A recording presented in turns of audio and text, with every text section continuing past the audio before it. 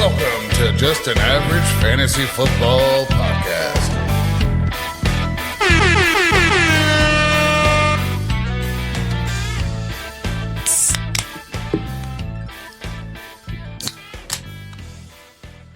Well, let's go. Welcome in to Just an Average Fantasy Football Podcast. I'm your host, Daniel Hayes, with Matt Baker. That's me. You can find us at avgffpod.com. We're a little wired because I've been making deals before I even get on the air. And I got a team that I feel like is a competitive dynasty team. But it's been losing for various reasons, injuries, bad weeks, terrible quarterback play, whatever. But I'm in a place where I have 2 firsts, I have 3 seconds. So the rebuilding is like I'm kind of already there.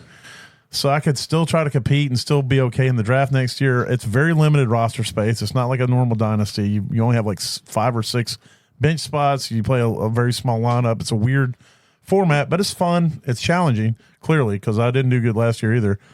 But anyway, I named my team Broken Arrow because that's what happens whenever I get a team that I feel like should be able to compete, but it isn't. I go Broken Arrow, where I just start making deals. I tried to make some, nobody bit. I was kind of off of it, and then all of a sudden today, that league decided to turn into a trade league. It just woke up. Yeah, and so I made some deals. I moved Justin Jefferson and Herbert to pick up Lamar and Pickens. That's a big deal. I like that a lot. I just moved Evan Ingram to pick up Brian Robinson. And you got to understand, this is kind of a broken scoring league, too. So, in a needy running back situation, too, though. Yeah. It's not like you just gave this up to. Right. And you don't play tight end. You got a wide receiver flex spot. Yeah, but the tight ends are valuable because they're a 1.5 premium. But the running backs are also valued because you get a half point per carry. You have to play 2. And you also have to play 2. Yes. So you can go get a couple other tight ends that nobody's looking at. I've already got them on the bench. I've got K-Dot and I've got Tyler Conklin. I feel like I can scrape together flex plays. But I just picked up the number 1 scorer in the league. I feel pumped about that. That's wide receivers don't have any perks, so they're not as valuable. For example, Justin Jefferson is I think the number 4 wide receiver, but he's like 17th overall scorer in the league. Yeah. So that kind of gives you an idea of the stuff where wide receivers don't have the value that other positions have, especially running backs, and then even some tight ends. So anyway, making some deals, kind of amped up a little bit of the adrenaline and the flowing. So it's gonna be interesting. We got fantasy football, man. It is fantasy for a reason. Yeah, it's just it's great. And I'm sitting here stressing over these deals, and I'm like, you know what? Screw it. I named the team Broken Arrow. I'm in the mode of Broken Arrow. These deals are fair deals for the most part. Let's just throw them out there and see what happens. Like I said, I can't be any worse. I'm 1-5. I might have, and I was trash last year. I think I had the number 4 overall pick last year, and I had traded my pick away. I've been clinging to that pick this year just because I didn't want to trade it away, and then still finish as a dumpster fire. So I'm trying to get a grasp on this league and figure it out. So hopefully this will help me. But if nothing else, I got a whole new look to my team. So, man, I think the Lamar Pickens is just a super upgrade in my opinion. I mean, you're getting rid of a floundering Justin Herbert, which we love him. We know he's talented. Yeah. It's just not there this year in that offense, and it's just, he's not going to ever be what Lamar is. Yeah, exactly. And Pickens is super up and coming. We saw last week if they can hold on to Russell Wilson. Yeah, last night. If they can hold on to Russell Wilson, he can keep just bombing the ball downfield. Yeah. He's going to be money. Yes, he's absolutely. Definitely going to be money. And we'll definitely be talking more about that here when we get into our top performers and whatnot. But anyway, let's go ahead and kick this thing off with some news.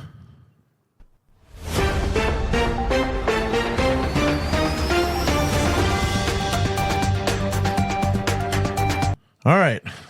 So I wish it faded out, though. Yeah. I probably should go and do some editing and fade it where it's just not like a cut. I mean, like one day. One day. Let's see. Big news. Brandon Ayuk tore his ACL and MCL. He is done for the season. It's already been a tumultuous year for him. I was going to say the good news is you can leave him in your lineup and get similar point value. Damn. We need a busted or a roasted sound for that. Oh, man. How about boom? Yeah, we need a boom roasted. Don't we have a boom? Isn't that Michael? Right there. Boom. Roasted. There it is. All right, well, I figured we had it. But But yeah, he's. I've been holding that all day, I didn't want to bring it up so it would be like natural and everything. It's a good joke. It's a good joke. I've been holding that all day. But yeah, with the holdout to start the season, and then him showing up, and then not playing well, and then just bunch of stuff. So he's done for the season. So a lot of stuff going on. You got Debo, who tried to play with an illness yesterday, and now he's been hospitalized with pneumonia. He got fluid on his lungs. Yeah, man. It's no good. I mean, if you're not feeling well, no. Well, if you're feeling that bad, yeah, something's going on. Yeah, I commend the guy for wanting to step out there and still do what he does. But yes, it's like, dang, dude. So I think even if he plays this week, he's definitely going to be weak. This is however long it takes for his body to deal with this. So I expect him to be out at least a week. If he's in the hospital right now with fluid on his lungs, it's going to be a week before we see him. So it's going to be 2 weeks before you see him on the field, I think. And so he's gone. The other news is Deshaun Watson's Achilles popped. I'm not going to really speak on this as a personal thing, other than the fact that everybody knows I can't stand the guy. I don't. Oh my God! Who the hell cares? Oh, sorry. Cleveland fans have been getting a lot of flack for yelling at him. Or booing him when he went down. I do find it. I do see the irony of Jameson Williams coming out and talking. Winston, thank you. Sorry, I do apologize, Jameson Williams. I don't want that to be on us. Thank you. Don't put that on us, Ricky Bobby. It's not even Jameson. It's Jameson. It's Jameson. Whatever. So I do find it, the irony of Jameis Winston coming out and speaking to how great of a guy Deshaun Watson is, and how he's, he says. Jameis Winston literally says he was raised to treat people the right way, and blah blah blah. And I'm listening to this guy, and I'm like, dude, you and Watson are the same. You're both garbage. Yeah, you're both not good people. Which I guess goes to say, I guess that's who's going to the person who's going to stand up for a predator is a freaking predator. Yep, but 1-1. I get the feeling of the Cleveland fans, and to be honest with you, I don't have a problem with them booing. I don't care if anyone thinks that I am a terrible person for that. Because here's what I'll tell you forever and always. Anybody who did what Watson did, they can always get booed for everything for the rest of their life. And I'll always be okay with that. And it's whatever. Because he's a terrible person. He's a garbage can human. And there's no redemption for the type of shit he did, in my own personal opinion. That's all I'm going to say to that. So, yeah, he's done fine. We ain't going to deal with him. Now we don't know who's going to play. Is it going to be DTR? Winston was the backup, and then DTR got promoted before this game, ironically, and then he got hurt his finger when he threw the ball. I think he hit a helmet, and we don't know if it's broke yet or not, but it is on his throwing hand, obviously. I hope he's good, because I think that Winston is whatever, but I think DTR is a guy who, he's a young guy. He's potentially their future. I don't know, back to the Watson thing, though. I was wondering this today, and I don't know if there's a way to get this answer. I wonder if there's a way to negotiate out of this contract with Watson and his agent. Now with an injury? Like a season-ending injury? Well, also with the NFL rules. Like, is there a way with the NFL to come back in and, quote, unquote, restructure this contract and say, all right, here's the deal. We were going to pay you this much. How about we just cut it in half, give it all to you now, and send you on your happy way, and be done with the contract. You can do what you once you get done with this injury, you can figure out what you want to do with your football life, but we can be done. So I don't know if that's an option. If I'm Cleveland, that's where I'm going. I'm even definitely willing, investigating. Yeah. I'm even willing, if I'm an owner who has that much money, I'm even willing to just go ahead and pay him, which I guess they've done since it's fully guaranteed. That's the entirety. I just don't know if there's a way to restructure it and just say to where it's not to like where I can say, instead of it being the remainder, we just pay it all now. Give him a check, send him on his way, hit him with a lump sum, and just walk away from it. Be and like, that way get him off the books after this year. Yeah. So that's look, I know we owe you $212 million, but what if we give you $95 million today, and you go home, and we never talk to you, and again. we don't ever see you. There's no leverage. See, Winston really has all the leverage because he's going to get that 200 whatever million no matter what. Yeah. And so Watson has all the leverage. Yeah, I don't know what I'm the W's and stuff all confuse me. And partial too, like I didn't read his contract in fine print. There could be like an injury clause or something that kind of, I know it's fully guaranteed, but I do know they do protect themselves in a certain way when it comes to an injury. Yeah, those injury clauses and stuff generally have to do with non-guaranteed contracts, because then they can come in. Are you speaking on the player side or the on the team side? Yeah, see, on the team side, I don't know that. That would be an interesting thing. I would imagine that they would kind of protect themselves. Yeah. I know you can't predict an injury on either side, right? But there's got to be some sort of. I think when it's clause. fully guaranteed, it's fully guaranteed. I think that's that. It's just no. There's probably a morality clause. Well, yeah, that should have been amended a long time ago, right? But that's what I've said before. I think it was a few episodes ago, because he had another allegation that came forward just recently. And I was thinking, well, then they can go after him with probably some morality thing. But here's the thing.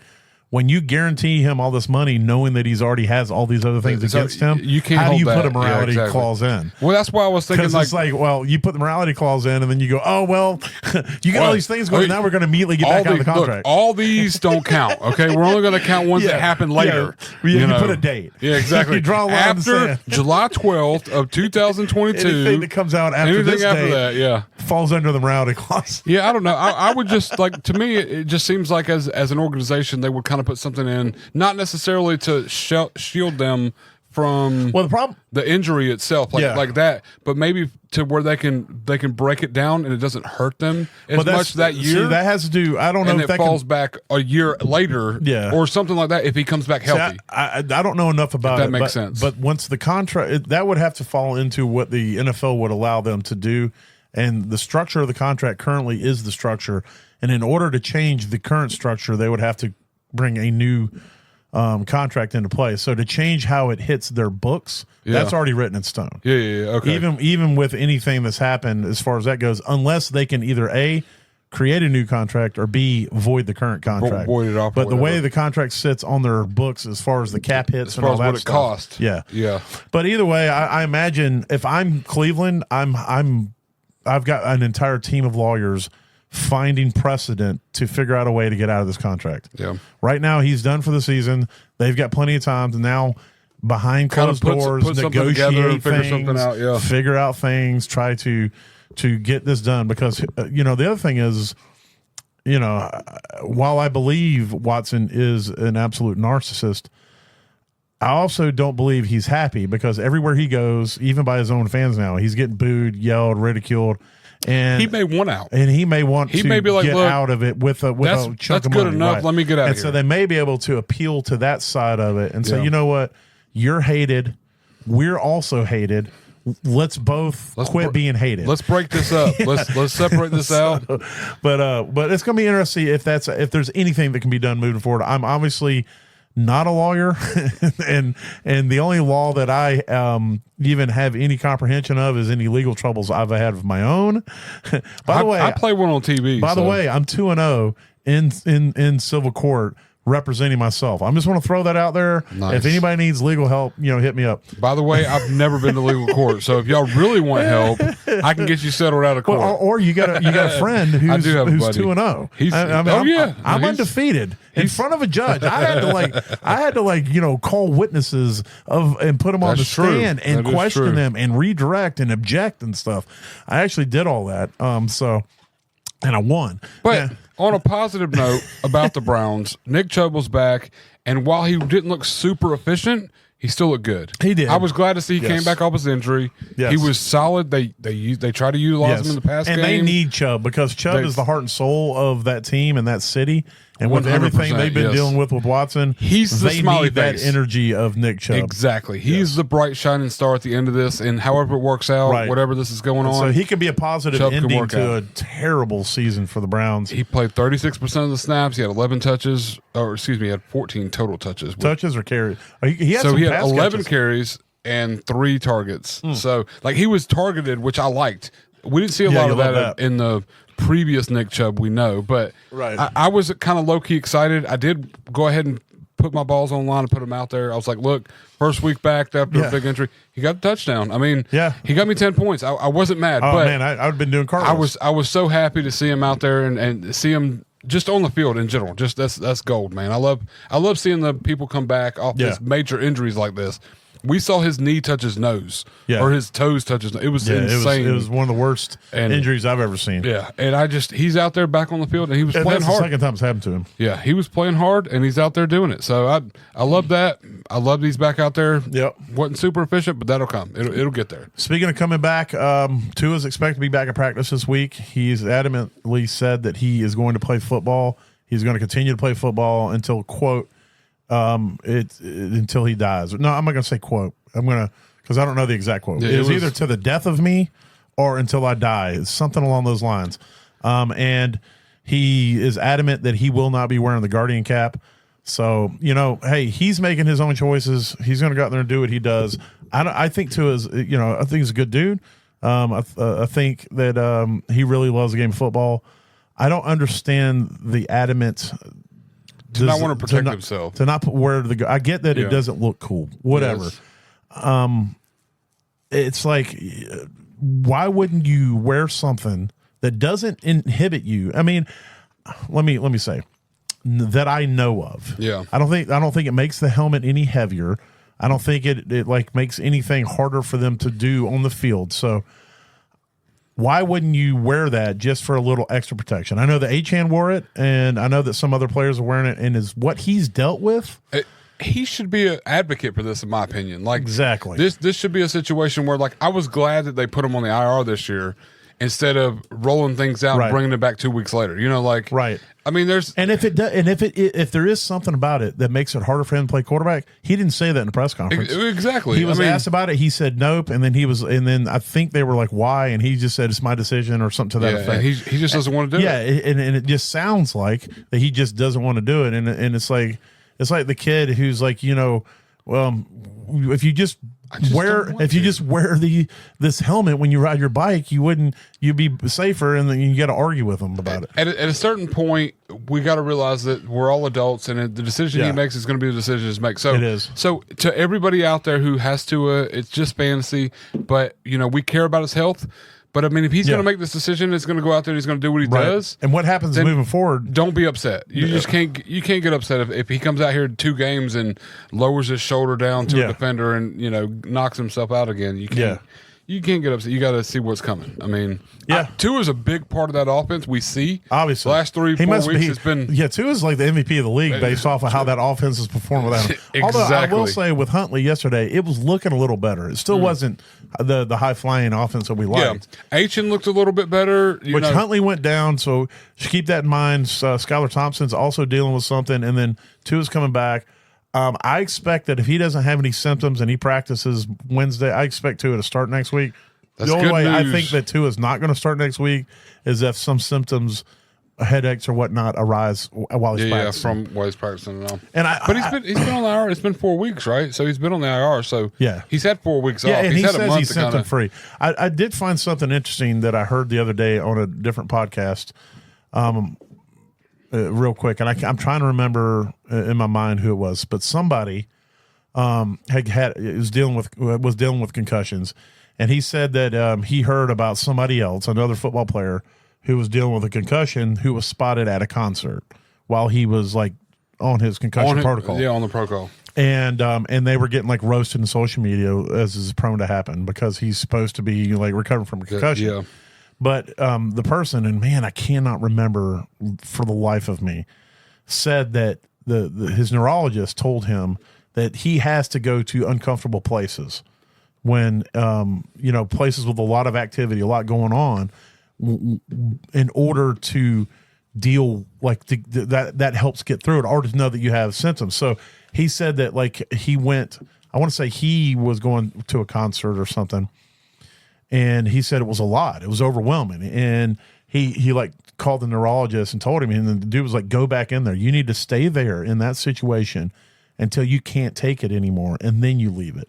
And I don't know how that makes sense. I'm obviously not a lawyer, not a neurologist, but I do find it interesting. And I don't think it's to the sense of like you got like a screaming headache and sensitivity to light.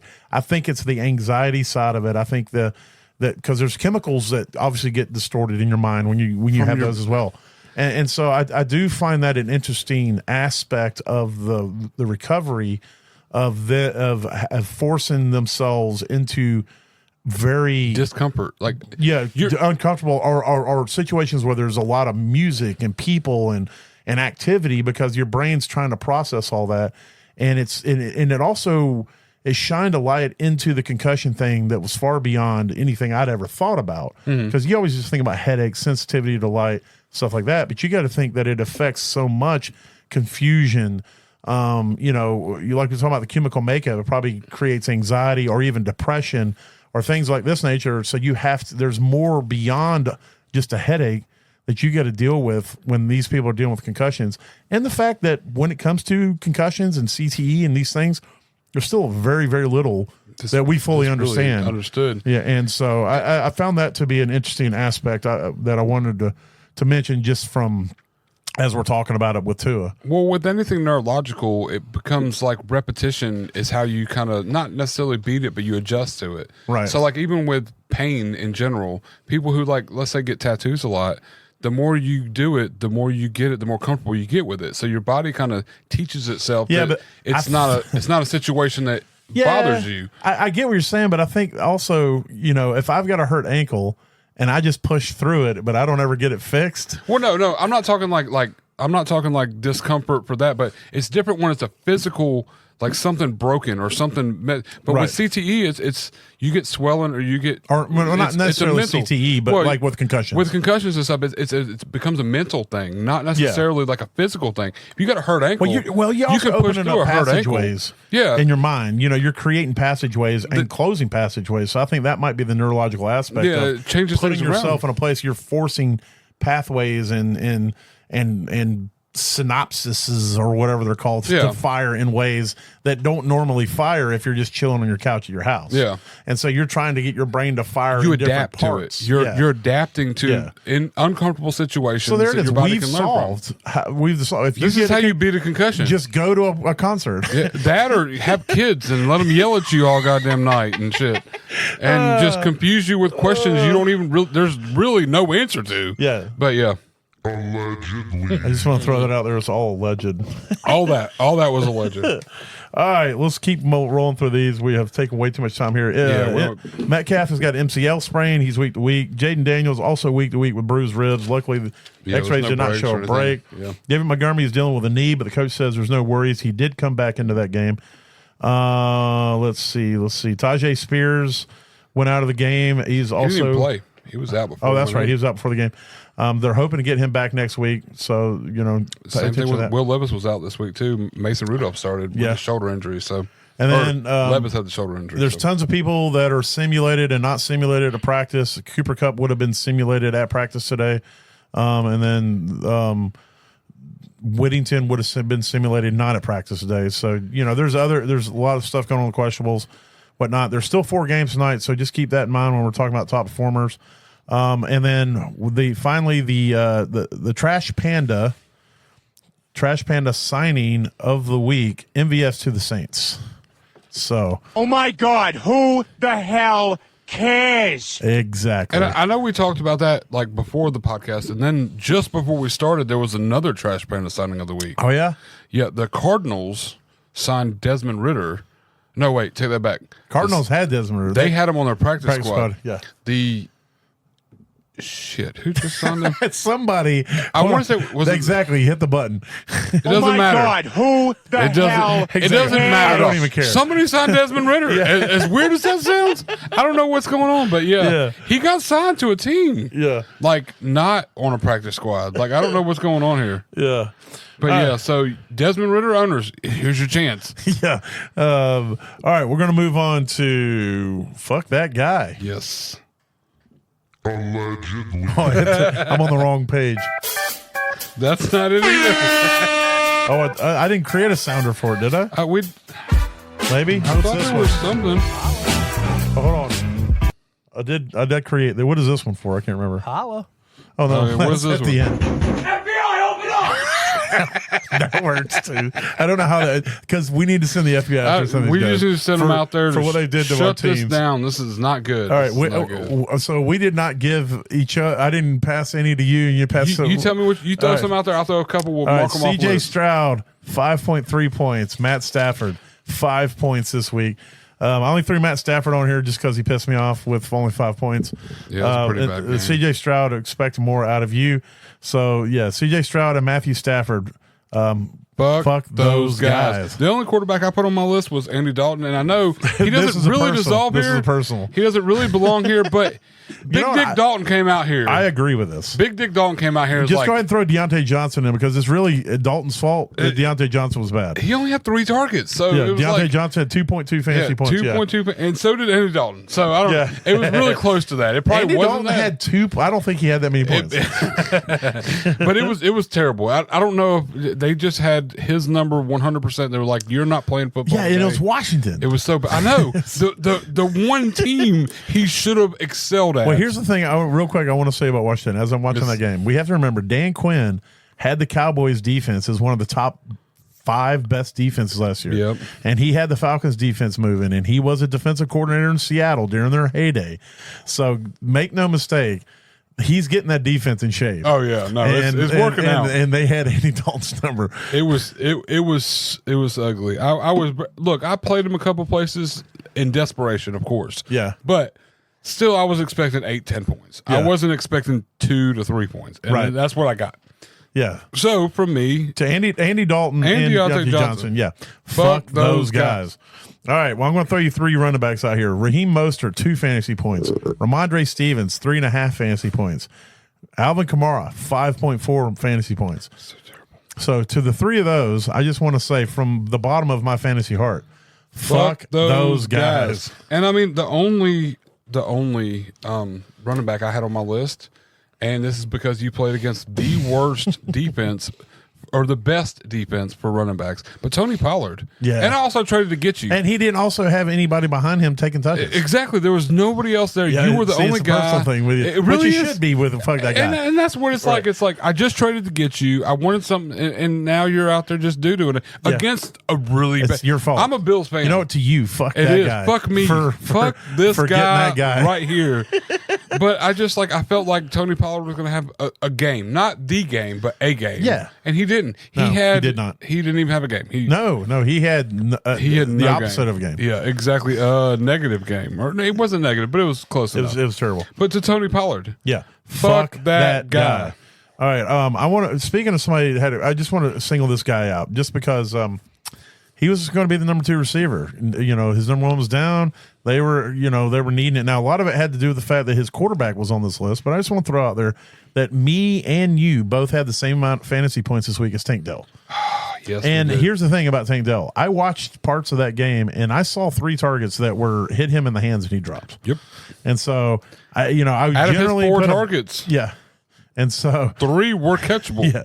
So I just want to throw out to Tank Dell from the bottom of my fantasy hearts. Oh, yes. Fuck that guy. And while we're talking about Texas, let's bring up Stephon Diggs. Yes. Look, dude, God, I should have thrown him in with it. You played against... Yeah, first of all, you go out and you start shit with the whole fucking secondary. Jair Alexander. Yeah. He's like, look, dude, I own you. Yes. I don't know what really got said. That's all alleged. But if that's what he said, he's right, because he did own him. He owned him. I don't know what happened, but I don't know about their history, but I know that he owned him last. I will say that in 9, they matched up against each other 9 times, not counting this week. He's scored, 17 receptions, 476 yards, and 9 touchdowns. So against Jair Alexander. So he's owned Jair. Stephon Diggs has owned Jair. Jair owned him this game. Yeah, because it's not a Lattimore Mike Evans. Because I tell you right now, moving forward, every time Mike Evans plays Lattimore, you will never put him out there. I'm benching him 100% of the time. He has Mike Evans' number. 100. He is the only person. He lives. Not only does he live rent free in Mike Evans' head, he owns real estate. Mike Evans pays him to live there in his own head. I was telling Amber, my wife, for those of y'all listening, I was telling Amber last night. She's like, Mike Evans sucked last week. I'm like, no, Mike Evans didn't suck. Mike Evans was Mike Evans. Marshawn Lattimore just owns Mike Evans. I don't know what 100%. I don't know what it is. Every matchup, but. this should have been a good game because Stephon Diggs owns Jair Alexander, but Alexander got his head, I think, before the game, or vice versa. Yeah. Either way, Stephon Diggs sucked it up. He got you like 5 points. I think it was like 4.8. Oh, I was close. Yeah, so, I got it wrote down right. Yeah, I wrote some points down, but I didn't write them all down. In that same game, Jaden Reed scored 2 fantasy points. I needed a way better week. He's on here too. I got Jaden Reed right here. Way better week. Same game. Yeah, I'm going to go ahead and throw this out there. I was going to try to break down all the Dolphins on their entire team that sucked. I'm just going to say that's the a long Dolphins. List. Yeah, that's a long. The Dolphins offense. Look, Achen had an okay game. Yeah. Okay, mediocre. Yeah, the receivers didn't get any targets. The rest of the game sucked so bad. It was terrible. If you weren't Jonnu Smith in that game, you didn't get fantasy points. That's all there was to it. You didn't get any fantasy points unless you were Jonnu Smith. So yeah, to the Dolphins that sucked, I just want to say, and to Jaden Reed and Stephon Diggs. Yeah, fuck those guys. I got Jalen Waddle right there and Tyreek Hill right there. Yep, boom. Who else you got? I got Devonta Smith for the Eagles. Yes, I got him. 2 targets. Had 1 reception for -2 yards or something like that. It was garbage can. I was so look. I did trade you, and if that's what caused this, I apologize. That wasn't what I was trying to do because I own you everywhere in fantasy. Yeah, and you have shares. I have shares of him everywhere in fantasy, and I did trade away, but I wasn't expecting it to you not even touch the ball hardly. Yes, it was so upsetting. It was garbage can. It was so bad. So from me to Devonta Smith. Yeah, fuck that guy. Fuck that guy. All right, I just want to throw out. I was going to put Malik Neighbors on here, and yeah, he had a bad game. But I just want to say to the Giants O line. Oh my god, dude, where'd y'all go? I've seen a lot of bad O lines. I've seen a lot of bad O line play. I've seen a lot of quarterbacks taking sacks in a football game. I have never in my life seen the atrocity that was the Giants O-line. Daniel, look, I don't think Daniel Jones is a good quarterback. I will never stand up and say that dude's a good quarterback. But here's what I'll tell you. Nobody, I don't care if you're Joe Montana mixed with Tom Brady in their prime, and Dan Marino, you put all 3 of them together and make the most perfect quarterback, and you put them behind that O-line, they are not going to do any better than Daniel Jones did. Yeah, it was terrible. Dude had no time to think. And here's the other side of that coin. Not only was Daniel Jones getting destroyed because his O-line was garbage, the play calling was absolute trash. They were calling these long developing plays downfield. And so I just want to say to the O-line and the play calling of the New York Giants, in a heartfelt, and I felt sorry for Daniel Jones. So I hope this is for him as well. Yes. So I just want to say to all of those guys, fuck those guys. And for those of y'all upset about Evans last week, know that he just got a 25-yard reception for a touchdown. Yeah. Just in case you were wondering. For his 100th, that was his 100th touchdown right there. We knew it wasn't going to happen last week. Those of us who pay attention a little bit to fantasy, but this is he got it. Yes, he got a touchdown. So, and I'm going to throw a bunch of people out here. Just finish off your list. I got 2 more after this, unless you say them. I'm going to throw 2 of them out there real quick. Just combined: Demario Douglas, Deebo Samuel. Yeah. If you're sick, don't play football. Just calm down. Go off the field. Debo didn't. Debo played. He played 6% of the snaps. He came out. He didn't play much. He actually got a tackle. There was an interception thrown. That's right. Man. And he got a tackle. Brock Purdy. Brock Purdy should be on this list. It was. He might have been. I don't know what he scored. Fantasy. It wasn't good. But I know he didn't look good. Yeah, yes. no, it was. I think he might have got saved because he had 2 rushing touchdowns. But either way, I just want to say to Brock Purdy real quick, fuck that guy. He threw as many picks as Gardner Minshew did, and he played more games. Andy Dalton. But yeah, no, Debo and Demario Aiden Douglas. O'Connell will be out next week. Minshew will be starting. Yeah, maybe. I think they're the ones that signed Desmond Ridder. So okay. Now that I think about it, Desmond Ridder may start next week. All right, go ahead. But and then to finish it off, Jerry Jeudy, you're supposed to be the one. Amari Cooper's gone. You did buns. And you Njoku's didn't do anything. the one. Yeah, and Njoku's the one, and Elijah Moore's the 2. Yeah, he got 10 targets. And Cedric, we're going to talk about Cedric Tillman later. Might be the 2. So I don't know. There's a question for the 2. Yeah, it was a question for the 1 after Njoku. And then I was going to put Christian Kirk on here, but nah. Yeah, exactly. Nah, just fuck all those guys. Yeah, but not Christian Kirk because he doesn't deserve to be here. Not at all. Nah. All right. Well, I got 2 for you. There's 2 tight ends. The only 2 that I want to put on here: Travis Kelce. You mean Noah Gray Light? Yeah. I love you, Travis. I do. You're one of my favorite players. I enjoy your podcast. I enjoy you. But, oh, my God, you need to sit down and talk to Mahomes and be like, dude, just throw the ball to me more. I mean, also to Mahomes. These dudes, like, I don't know how they keep winning. Yeah, that defense is great, dude. Because I'm going to tell you right now, that offense is not a good offense. It's all I don't over care the what place. Anybody says. That offense is not a good offense. Yeah, it's not. So it's a really good defense. And then Sam Laporta, 3 fantasy points. So yeah. And so I just want to say to those two, Travis Kelce and Sam Laporta, fuck those guys. All right, there it is. So from there, let's hit the give me something for top performers. Top performers. Yeah. Damn, Daniel. That's not what I wanted. Yeah, that made me feel weird. That was that's what I should play when you do the toaster roast.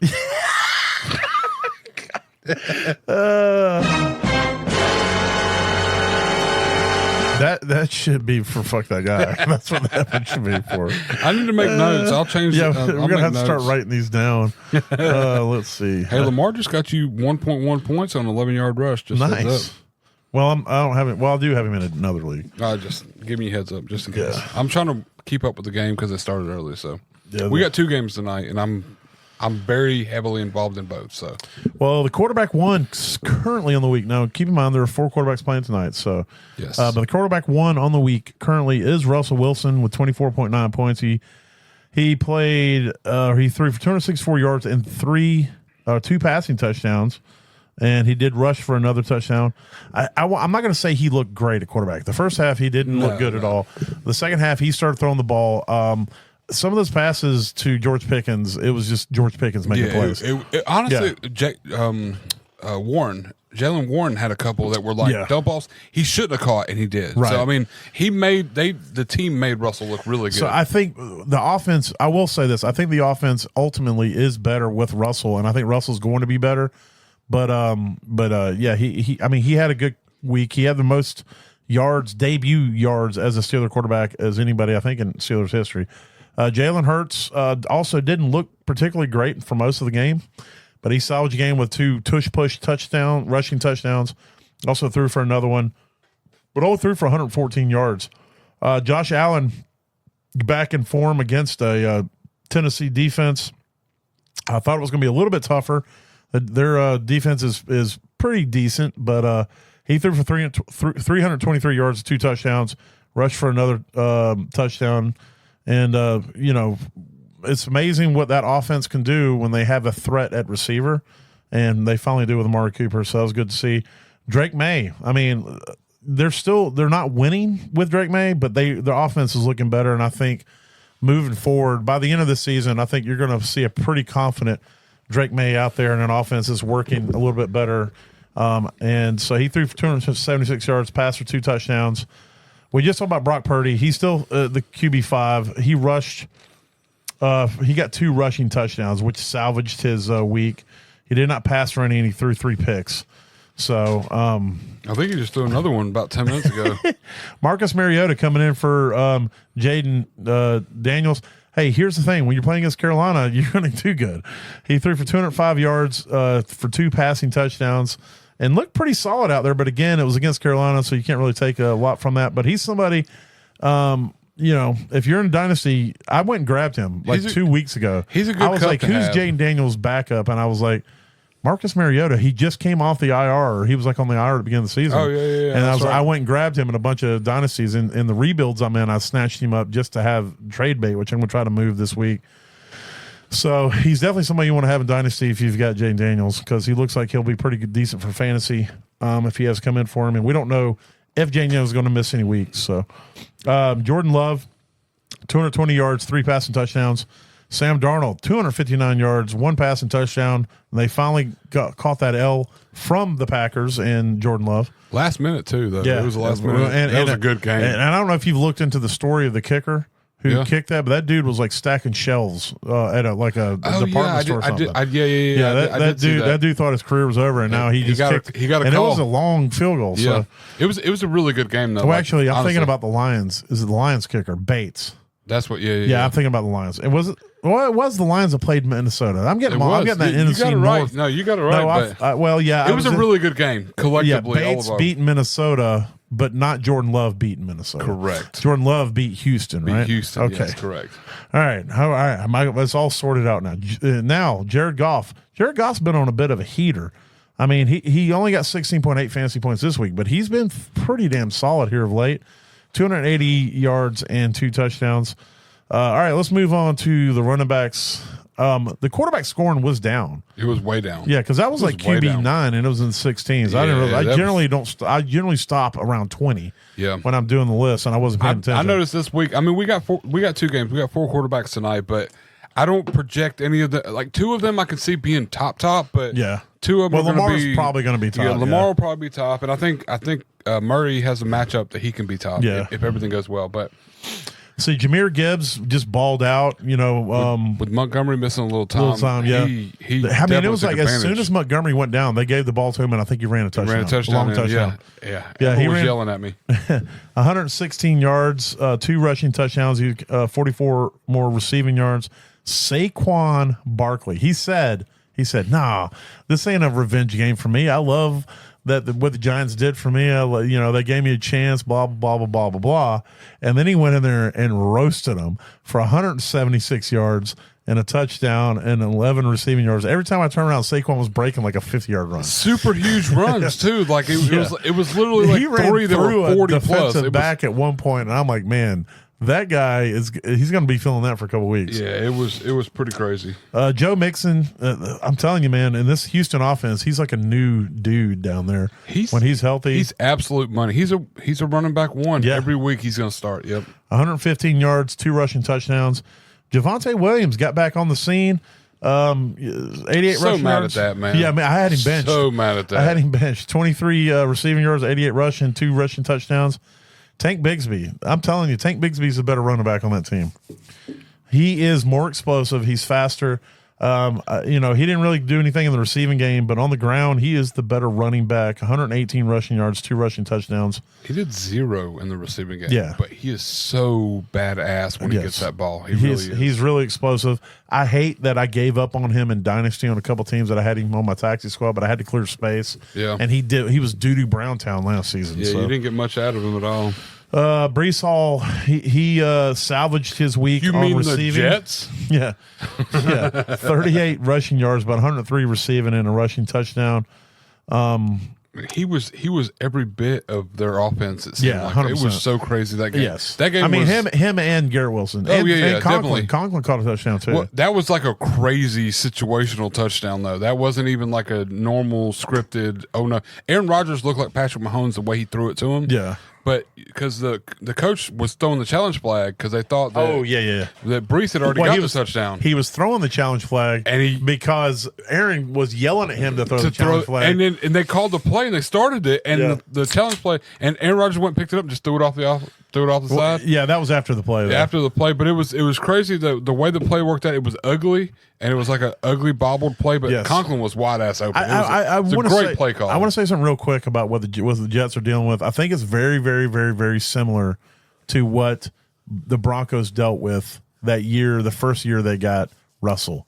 And I think it's a situation where the quarterback is bigger than the coaching staff, and they got a lot bigger going than the on team, between. and they got more control than they need to have. And Aaron is he is the coach of that team. Yeah. He's the guy of that team, and he's got all the power right now. It seems like it's kind of like what happened with the Lakers and LeBron. Yeah. When you give somebody all that power and they're not the guy, it really creates a weird dynamic in the locker room and with the players and stuff, and there's no cohesion with the players. It's like you need to have a superior leader who's up there, a Bill Belichick, who's then the guy. Put his foot down and lay out and the you law. know that he's the one that's driving this boat. Instead of who's the one that's doing this, you go back and forth on. Yeah, you got an interim coach right now who's being bossed around by his quarterback, and it's like. But anyway, another thing. But they got Devontae Adams, so Kenneth Walker. This dude is a beast. 69 rushing yards, 24 receiving, had a touchdown receiving and rushing. Bijan. Hey, where are all the Bijan haters that were 2 weeks ago? Like, you're going to drop Bijan. I'm going to trade Bijan. Yeah. I'll take him. Yeah. 103 rushing yards, 40 receiving, and a rushing touchdown. Kareem Hunt. Hey, you got to grab this guy. If he's out there, you got to get him. He's super money. Yeah, definitely. He was their offense this week. He had 2 rushing touchdowns. But he is super money for that team. Yeah. And then Kyron Williams just does what Kyron Williams does, and that's score touchdowns. He got 2 rushing touchdowns, 78 rushing yards. Aaron Jones looked great. Had a couple really good catches out there. Had a big run, too. Yeah, a big run, yeah. That first touchdown was a big run. That was nice. And then Josh Jacobs doing what he does. And then a shout-out to Najee Harris. But we'll talk more about him in a second. I just want to shout out Josh Jacobs. Congratulations on your first receiving touchdown in the league. That's his first in his entire career. The longest stretch for a running back without a pass catch. That's the longest stretch of anybody. Yeah, exactly. Like an offensive skill position. Without a pass catch or passing touchdown. So congratulations. Receiving, yeah. Yeah, you got it. You got it, man. You got it, finally. And then Najee Harris, 102 rushing yards, 1 rushing touchdown. And I do feel like with an actual passing threat, this is going to open up the rushing game for the Steelers because you can't just stack the box now like you could with Fields out there. When you have to actually worry about these guys downfield. You're protecting against 2 people up there, Fields and Najee, when they both can run. Right. Now they have to pull back. They have to sit back. Yeah, the linebackers can't just sit on the run now. Pickens is lighting it up too. So Amon-Ra right now is the wide receiver 1. He has 8 receptions, 112 yards, and a receiving touchdown. He looked great. George Pickens, we just talked about him. He caught 5 passes, 111 yards, and a touchdown. And I'm telling you, this dude, he's got late hands, which is a good thing. Yep. And I'm telling you, even the ones that he missed, a lot of them he had. And they were just 50-50 balls that got knocked out either, from the – he caught one that was around the defender, but the defender was between him and the ball. So when they all came to the ground, the defender knocked it back out of his hands. Look, this guy's going to be big in your league. And if you're not watching him right now, you don't have him, you're missing out. George Pickens is – I believe with all my being that George Pickens is going to be a top 5 wide receiver within the next year or 2. And continuously. Yeah, he has something skill set that a lot of people don't have. He has that ability where when the bigger the situation in the moment, he makes the play. Definitely. And so I think he has the potential to finish out this year from moving forward. If Russell stays a quarterback and keeps throwing them moon balls, it's going to be, it could be something special with him. He's one of them receivers that I say makes a quarterback look good. Mm-hmm. Like there's very few out there. Steve Smith did it for years. He makes the quarterback. There's nothing he can't catch. He's going to catch balls that you're like, how the fuck did he do that? Yeah, but 100%. Then that's what's going to happen. I'm so in love with this right now. I hope Russell plays as starting quarterback the rest of the season. And if he doesn't, I hope Justin Fields is taking notes. Yeah, and on the sideline and watching the same way that I hope Bryce Young was taking notes from Andy Dalton when Andy Dalton wasn't throwing 14 picks a game. Exactly. 11. All right, next is Brian Thomas Jr. This guy is also the truth in a bad offense. He is absolutely succeeding. He caught 5 balls for 89 yards and a touchdown. Justin Jefferson just doing what Justin Jefferson does, and that's catch balls and score touchdowns. Regular right now. It's just like whatever. 7 catches, 81 yards and a touchdown. DK Metcalf, he looked great. He had some big balls. He does have some big balls. And he caught a couple. Yeah. He only caught 4 for 99, but it took 99 yards of touchdown. I hope that he doesn't miss much time because he's having a good season, and that offense is really built for his skill set. So one of them was off of didn't JSN throw him? Yeah, it wasn't a touchdown. It was a long pass. It was a JSN hit him with a big pass. 35, 40 yards. And JSN shouldn't have thrown that ball because DK was covered. He was. And he underthrew the shit out of it, and DK jumped and caught it. Well, I just wanted to bring it up. That was actually the pass I think he got hurt on. I may be wrong about that. I got you. But he had to jump way up and get. I just remember seeing the talent of DK show through on a particular play. That's what you love in a receiver. But I hated if it was the one that got injured on. But A.J. Brown had 5 catches, 89 yards, a touchdown, and one of those catches was perfect. I mean, Jalen Hurts dropped it right in the bucket. A.J. Brown was running down the sideline and didn't even have to I didn't think he realized that he had the ball. It was just in his hands. T. Higgins looking good, 4 catches, 82 yards, and a tud. Drake London had 6 more catches, 63 yards, and a tud. It's good to see him finally getting the usage that he deserves, and he's doing good with it. Jamar Chase, 5 catches, 55 yards and a tud. And then Cedric Wilson, 6 catches, 57 yards and a tud. So I don't know what that means. And then a shout out to Amari Cooper and Keon Coleman, who both had good games, and Cedric Tillman. Cedric Tillman, yeah. I mean, Cedric Tillman had 8 catches and 81 yards. No touchdowns. But Keon Coleman had 4 for 125, so he had a bit of a breakout game. And then Amari Cooper had 4 for 66 and a tud. And I want to say, so there was a play where Keon was on the outside. And Amari Cooper was actually in the slot, but there was trips, I think. Yeah. I don't think there was a receiver on the other side, but there might have been one. I may be wrong. But either way, they were right next to each other on the left. If the quarterback, if you looking from the back of the quarterback. Yeah.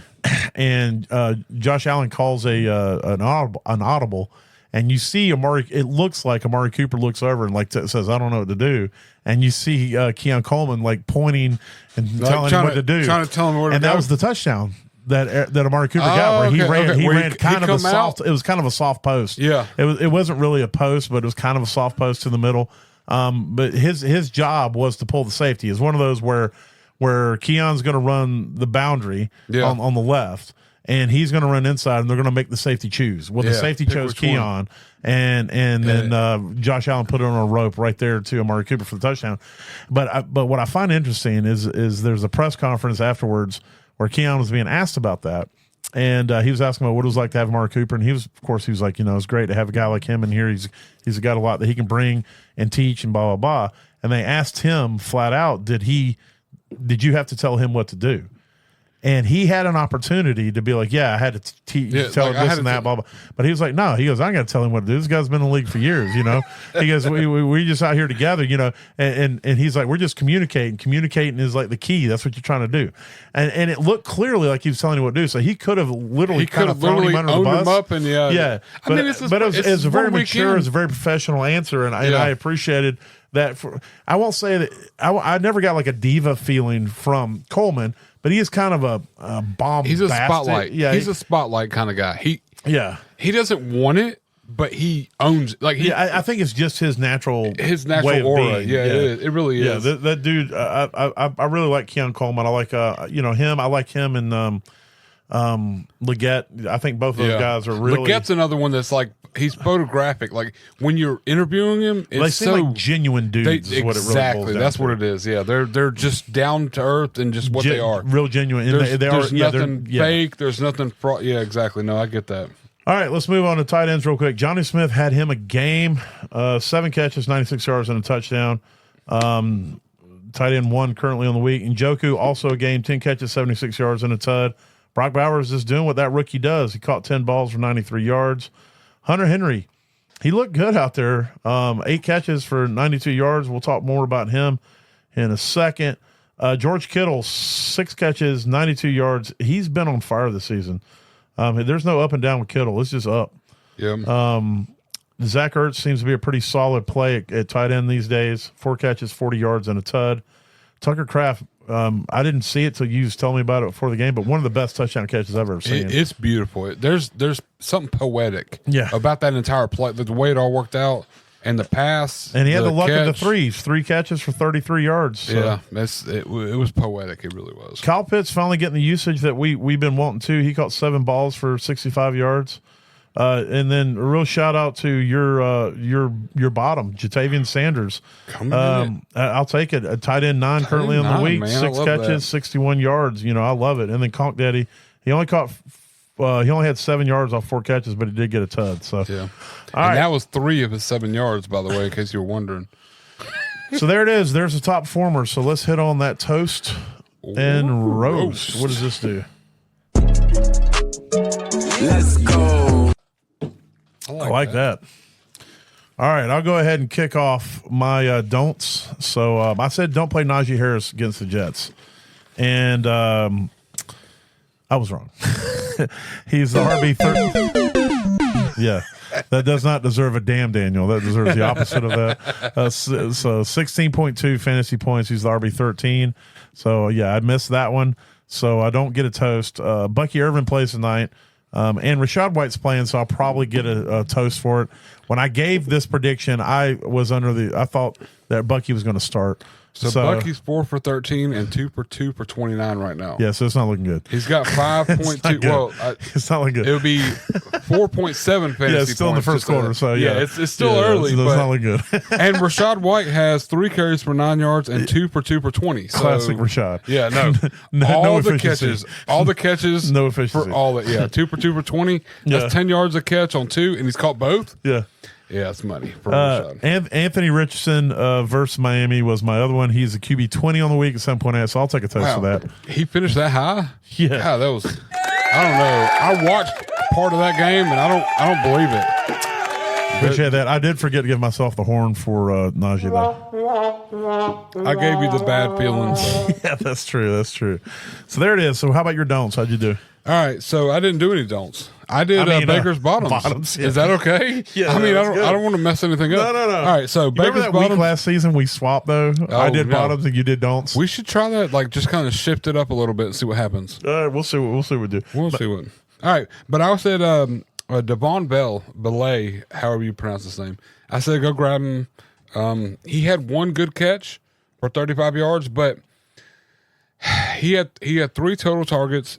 He only got one of them. He got you 2.5 fantasy points. Not great, but I don't know. I feel like this guy, he's not super huge in the offense, but he's gonna be like he's so explosive.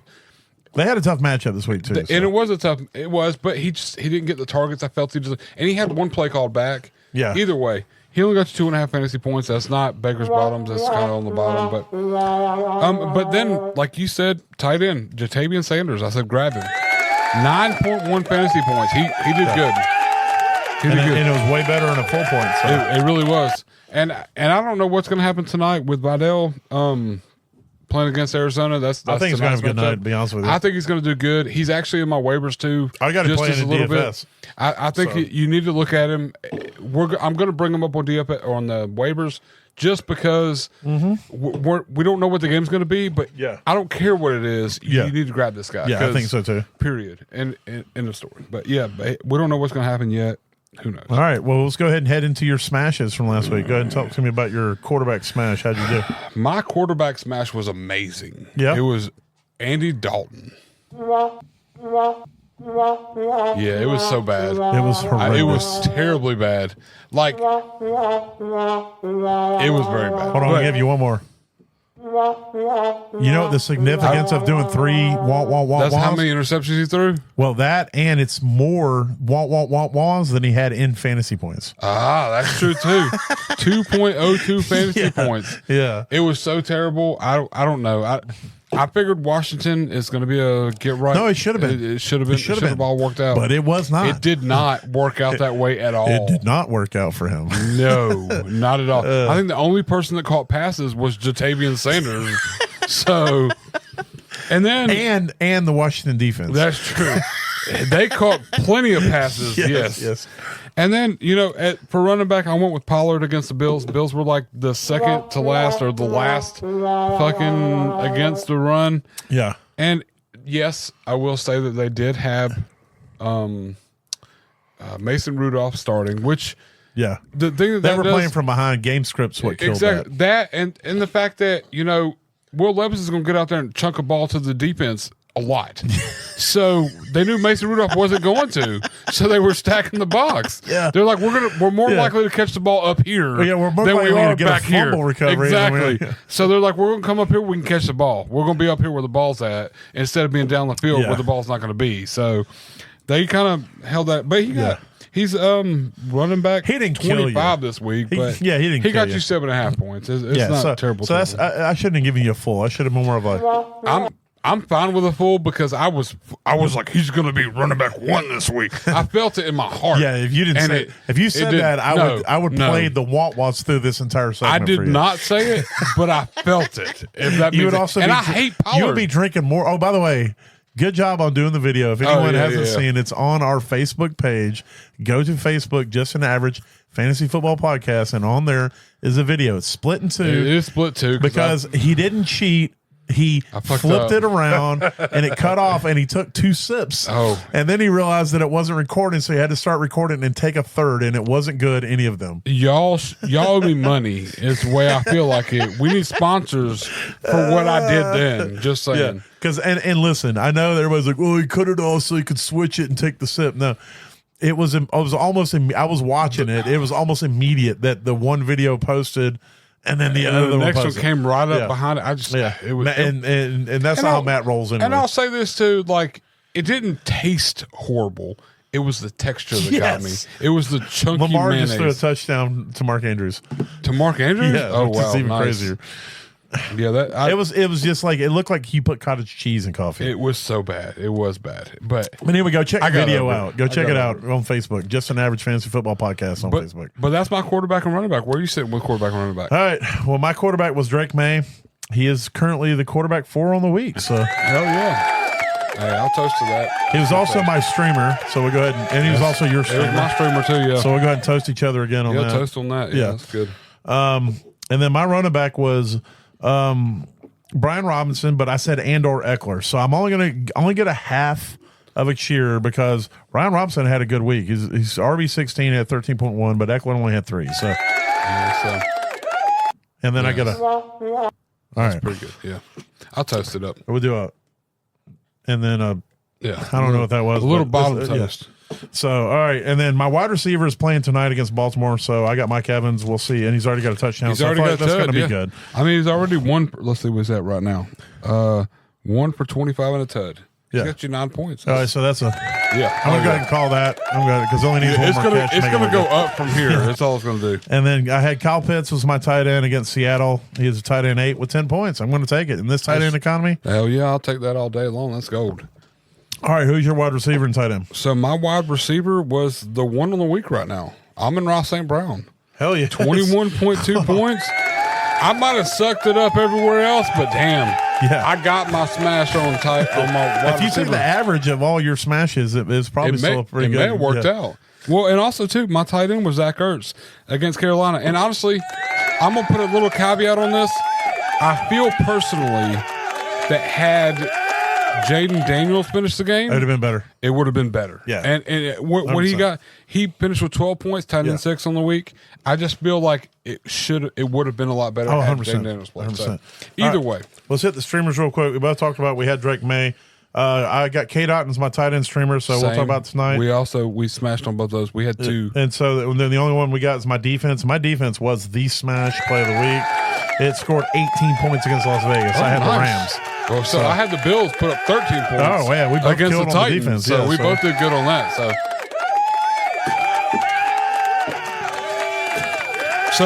So if we both smashed on the same quarterback, Yeah. we both smashed on the same tight end. Yeah. And Well, we had- haven't smashed yet. We'll wait and see. Well, we K. Dotton. smashed, Yeah, yeah. and then our defense is still pretty good. Yeah, we did pretty a this good week. streamer I think week. we're growing. We are. Well, we're learning. is what We're growers, not showers, is what's going on. Yeah, I Okay. guess we show after we grow. Exactly. All right, let's hit the waivers.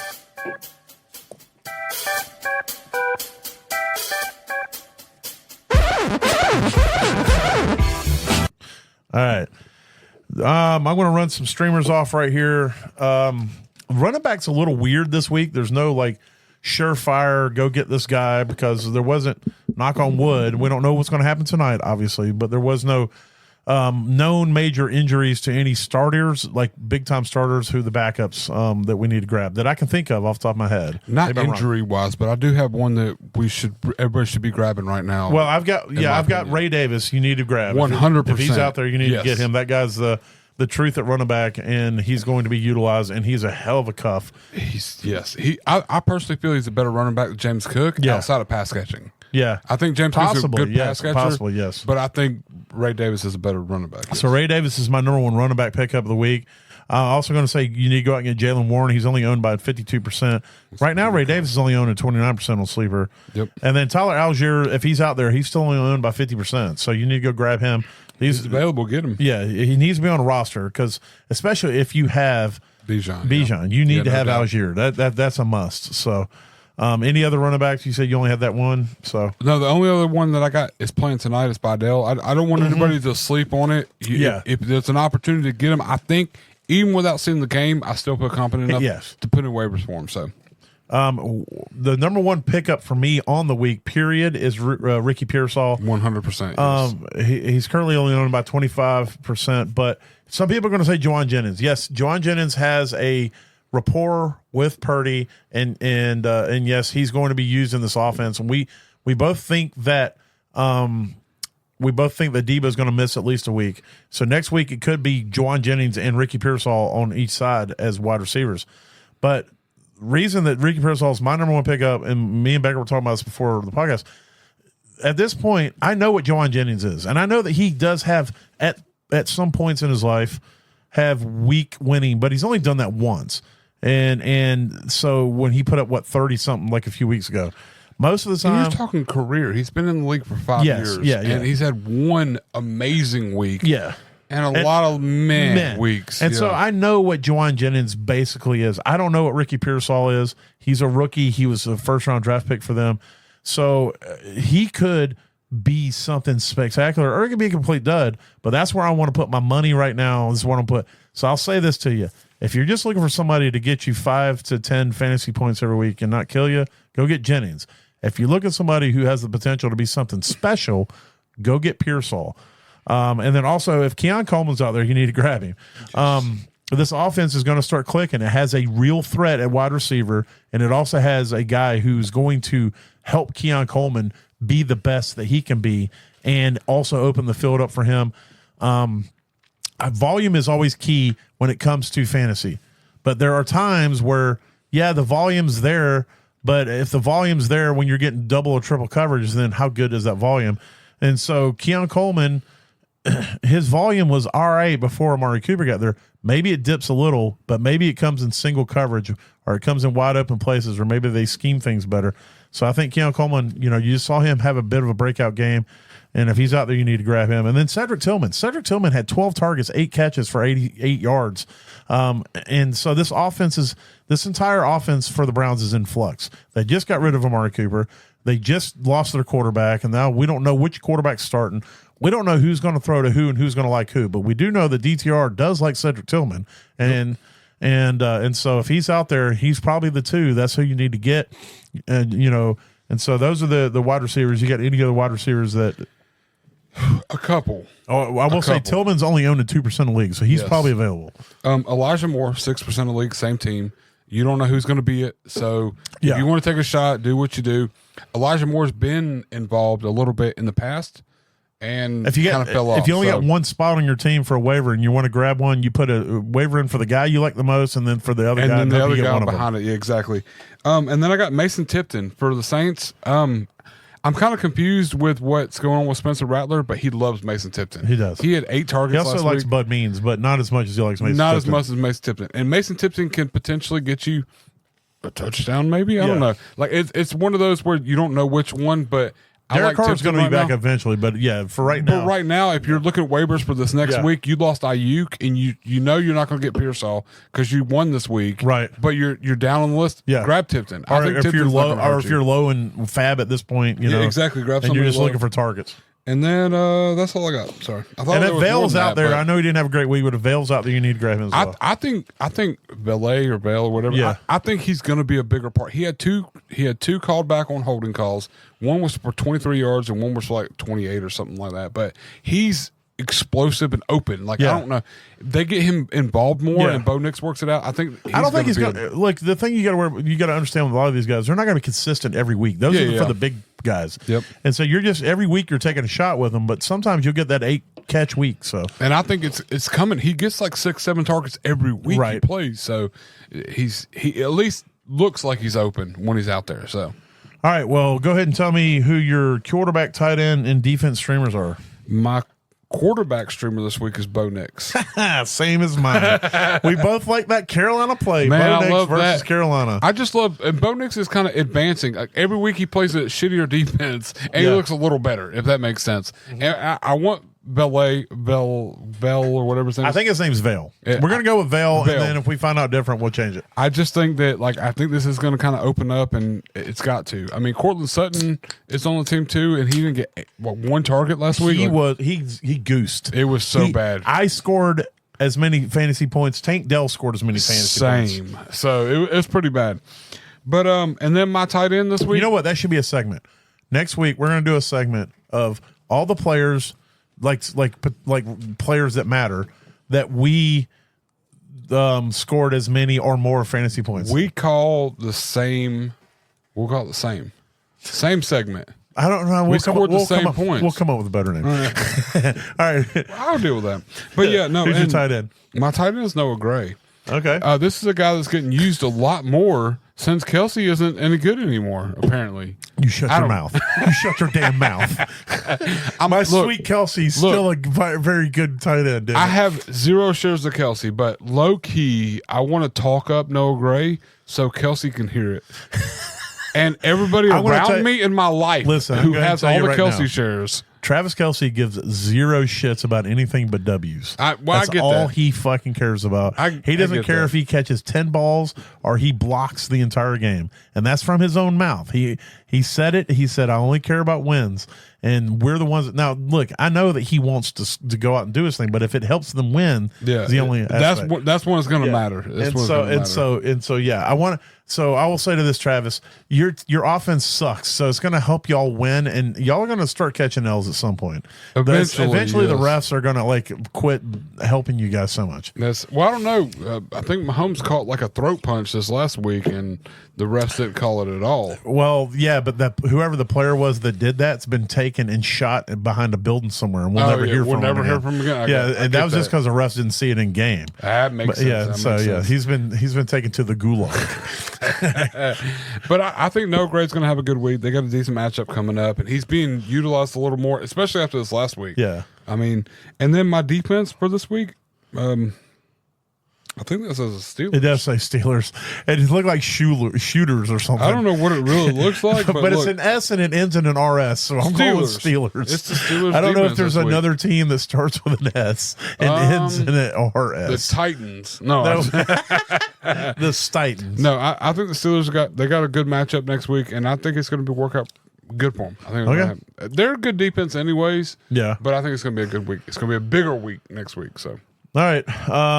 I am my tight end streamer is Hunter Henry versus Jets. Yeah, I get it's versus Jets, but it's not like the Jets are lightning, awesome against tight ends, and especially the last couple weeks. If you're looking at the last 2 weeks, the Jets played Buffalo. They gave up 24 points to tight ends, and then last week they played Pittsburgh and gave up 18 points to tight ends.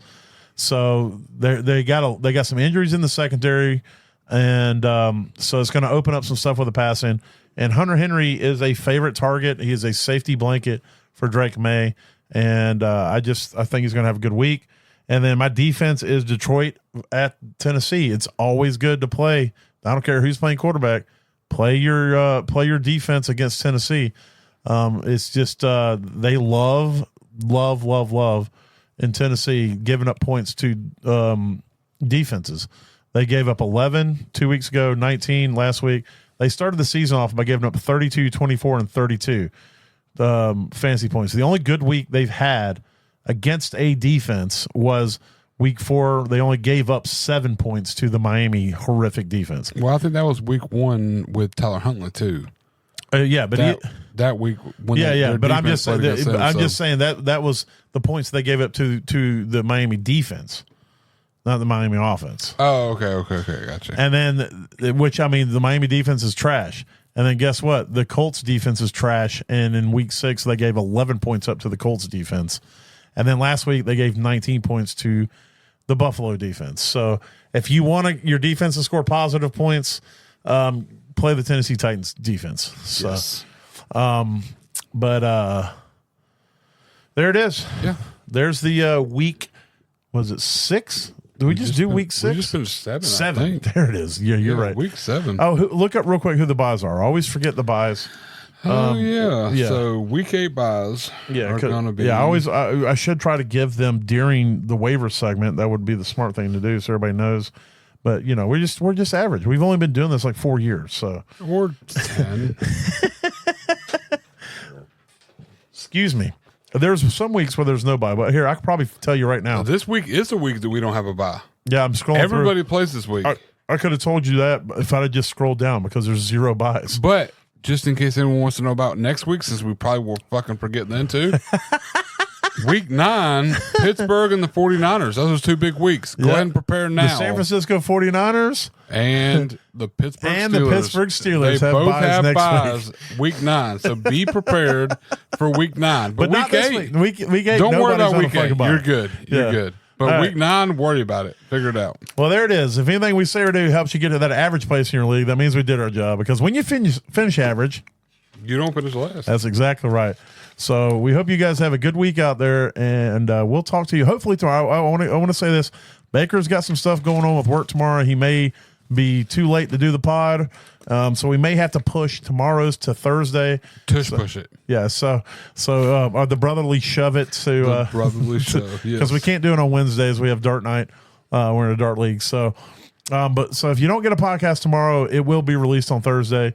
And so all that, but we're going to do our best to make it happen tomorrow because we like to try to stay on this schedule during season. So as much as we can. Yes. Just want to throw that out there. But anyway, hope you guys have a good one out there, and we shall talk to you later. Later. Holla.